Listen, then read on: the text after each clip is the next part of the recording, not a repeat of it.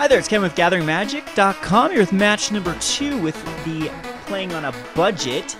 This is a decent hand. We got a Guttersnipe, which the one of in the deck that I'm anxiously awaiting to see how well it does, as well as double removal, shock, Warleader's Helix. This seems like a pretty complete hand with the Temple of Triumph. No, I'd not like the mulligan. I'd definitely like to keep this hand.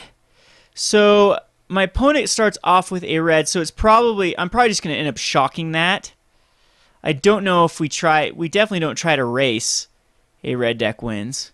Or I could wait in response to him casting like an Ash Zealot would be a little bit more problematic than the Foundry Street Denizen. So what I'm going to do is I'm just going to keep this back and go ahead and shock off either the Foundry Street Denizen if he does get like a Burning Emissary into a Burning Emissary into whatever, and that's big. Or if it is an Ash Zealot, we'll go ahead and shock off that Ash Zealot. So it is going to be the Burning Emissary into a Gore House Chainwalker, which I'm going to go ahead and shock off that Foundry Street Denizen. And he's still looking at 5 on the board. The Temple of Triumph is going to, unfortunately, okay, it's a mountain, so I actually take out a Gore House Chainwalker, which I think I'm going to be all right.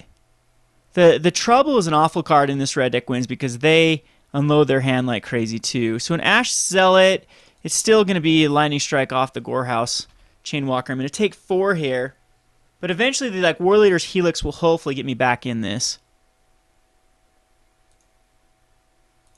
So another Toil trouble. So Temple of Triumph comes out, and I will actually take another land, and I'll actually take this as well because it actually removes one of his creatures. So I'm definitely okay with that being on top. And he did miss his land drop, so he can't explode. He can't be as explosive as he probably wants to be. The bad news with missing land drops is it is allowing him to continue to cast a ton of creatures. So Ash Zealot's going to go down here. Oh no. Did I play this? I could have played this horribly wrong here. I hope I don't get punished. Okay, good. Because if he had a Blood Rush guy right there, he could have saved his Ash Zealot. And usually that's what I should have done it at the beginning combat, not at the declare. And because he could have, saved his dude. He could have Rubble Hulked it or Rubble Mocka'd his guy, and then I would have taken 5, wasted a removal on something that would now survive. Yeah, that would have been horrible. So remember these steps. These steps are very important when you cast the spells. So all right, let's see what else comes out. Another Foundry Street Denizen. Might get shocked. We'll see. Definitely need to draw into another land source. It's tempting to put a Guttersnipe, but I guarantee he's got removal in his hand. So, yeah. So we get a shock something this turn. And again, Warleader's Helix is going to end up probably being used as removal, which isn't the best. Young Pyromancers will come in the sideboard versus this matchup for sure, because if he doesn't have an answer for them, that is going to be my key card to going over the top of him and allowing me to just burn to the face block, or just try to race him. So he gets his 3rd source here, which could be a Madcap Skills. Woohoo! We get a 2-for-1 there. No, we don't get a 2-for-1 there. All right. We take a ton of damage here, but he's out of cards. So the Titan Strength Madcap Skills combo right there. All right. And it had to be a shock, not a lightning strike. Gonna take 8, 9, 10, go to a 3. Any top deck is death to us. I need to draw into a land here. Comes into play untapped land, so I can actually Warleader's Helix off the Burning Tree Emissary. That is the game plan. And I probably want to use it ASAP, so in response he can't like Skullcrack me or shock me or lightning strike me. So he didn't have any removal in his hand whatsoever. And let's see if we can top that. Land. It's a Magma Jet, which keeps me alive. It does keep me alive.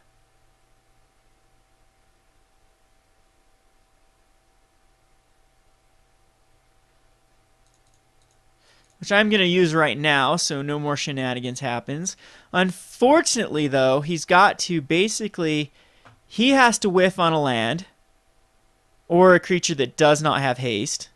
Or, yeah, ooh, he can't be a creature that does not have haste. It's just put one of these on the bottom. We'll put one of these on top. And unfortunately, though, 65% of his deck is going to be a victory here for him.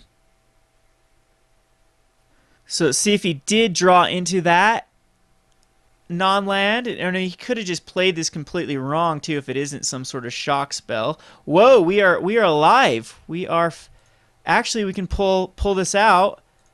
Well, kind of.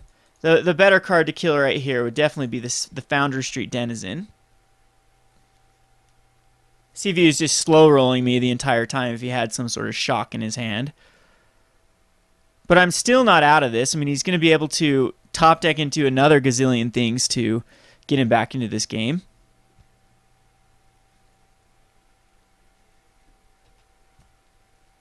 And again, these Toil troubles are just awful.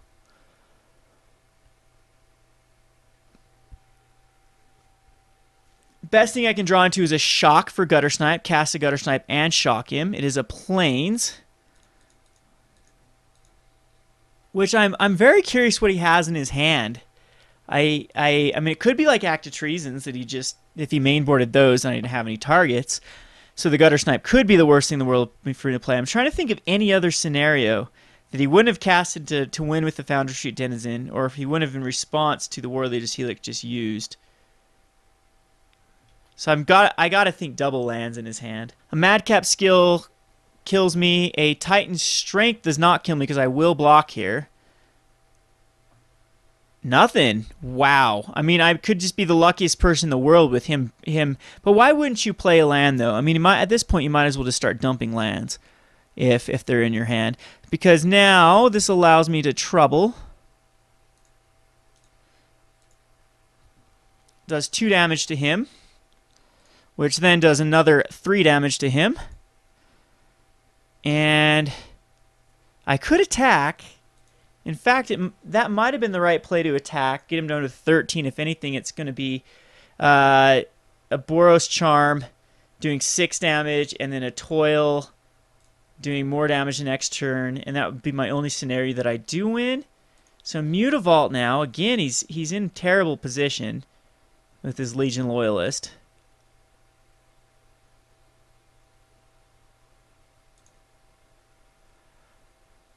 And how am I going to dig my way out of this? Again, nothing on his part. 3 lands in your hand, buddy?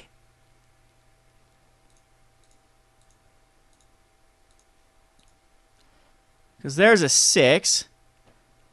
6 to the face.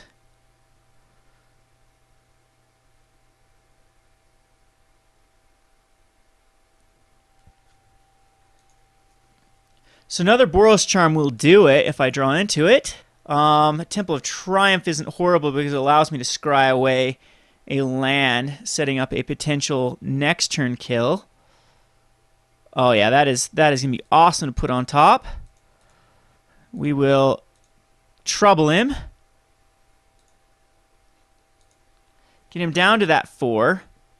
So now Guttersnipe is sacrificial to the Mutavault.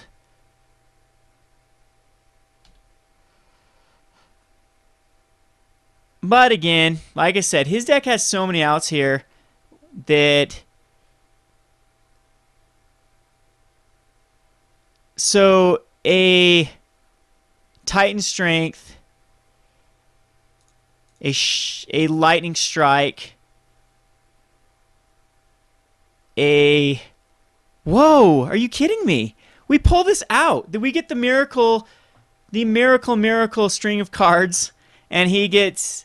complete. This is I definitely feel for him, because this was my day a couple days ago where my opponent was drawing every answer possible and I was drawing every whiff possible. But I mean, that actually did it. I'm very surprised we pulled that out. All right, so the sideboard against this sort of deck, the Young Pyromancer is going to come in. The Guttersnipe, which is actually kind of my MVP there, that actually got me back in this, is going to come out, if I can find where it's at. The other cards that can definitely come out, the Cacklers are interesting. I am going to take them out. The Boros Charms are also very interesting. I don't know if they come in or out. For now, I'm going to take them out and put in the Spark Troopers, but I think that the Boros Charm is more powerful than Toil Trouble for sure. And maybe Rakdos Cacklers for that reason are more powerful. Anger of Gods and Peak Eruption. Oh, we can't forget about Peak Eruption. Are definitely going to come in. So it is going to be one Boros Charm that goes out. And tempting to bring in another Guttersnipe over a Boros Charm because at least it can chump block. But I mean, Boros Charm might be a little better than... Oh, that Boros Charm is definitely better than Skullcrack. And I'm thinking the Cacklers can block, and he's got a lot of 1/1s. So it's tempting just to put the Cacklers in, but I think this is the right list. So yeah, this is the right list. So a pretty sweet hand if we can draw into one more land, because this Anger of the Gods can really be a board game or board wipe. No first turn shock could spell disaster for an Ash Zealot at least getting there for 2, but I mean we're not going to have to. Temple of Triumph is now definitely going to be the play. It is the perfect card to draw into because it allows me to scry away a land. I'm actually going to keep this. I'm going to keep it because it is so good versus red deck wins. Hey look, I got the Boros Charm Spark Trooper combo too. For whatever reason I get flooded with 6 lands. That can do a 10 life point swing. Alright, so he gets off a pretty good Burning Tree Emissary. And another Burning Tree Emissary. Okay. And another Burning Tree Emissary. Okay. One more? And a Skullcrack. Alright, well he's out of cards is the good news. And I don't believe I need to Magma Jet. I'll just take the damage, and then we have a huge Anger of the Gods the following turn. So, throw this into play. He's going to get in for 6, but I hope he does overextend. I hope he plays like a Chandra's Phoenix here. Which he does not.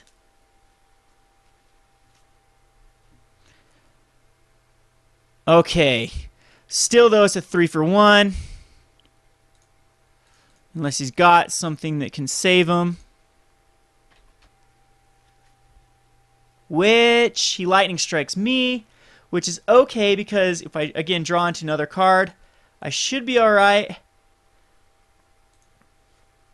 If he doesn't, he has missed his land drop, so he could just be like, okay, Ash Zealot's great, actually. And if he actually has, like, okay, no Titan Strength. So land here is basically, if I get a land here, it's over. There it is. I don't think that he's going to be able to come back from this amount of life swing here. I mean, could he have a shock in his hand, though? Maybe we do just play it safe. But he could top deck. No, we can't play it safe here because we have to. If he does go Lightning Strike, top deck, Lightning Strike, it's pretty much over for us. I don't think I can actually risk this. See, there is some decision making a bit here. Do I play around a shock? That could definitely be in his hand. And it kills my Spark Trooper. Then he gets in for 2. No, okay, that is the best play because then he still can't kill me. So it's going to be a Spark Trooper. And if it does get shocked, it gets shocked. But this 6-point life swing, of course, is Red Dex Wins Nightmare. Wow, okay. Awesome, awesome, awesome. So Spark Trooper goes bye-bye. Another Ash Zealot. He's going to attack in with both of these. Takes me back down to an 8, but again, I'm sitting pretty with another Spark Trooper in hand and ways to kill both Ash Zealots. And Fire Drinker's awesome because I can actually shock that and do damage to him. But it's going to be another Spark Trooper.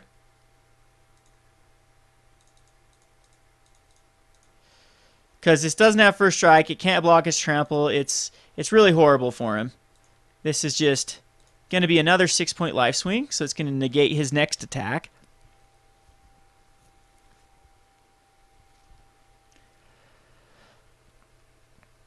And he only has one card in hand. He can pump the Fire Drinker up, but if he does that, then he pretty much solidifies that I kill him.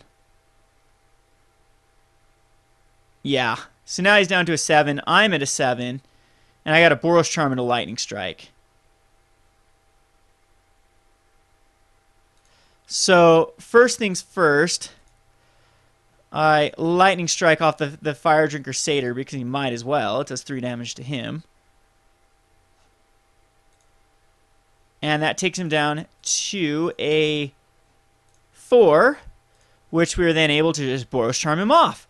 So that worked a lot better. So his red deck win, that was a great draw by him. He had 3 lands. He had the Burning Tree, Burning Tree, Burning Tree. So that he can't complain about that hand there, but definitely can complain about that first hand, as he probably drew into like 4 lands in a row. So anyway, not too shabby. We end up taking it there. This is Kevin with GatheringMagic.com. Thanks for watching.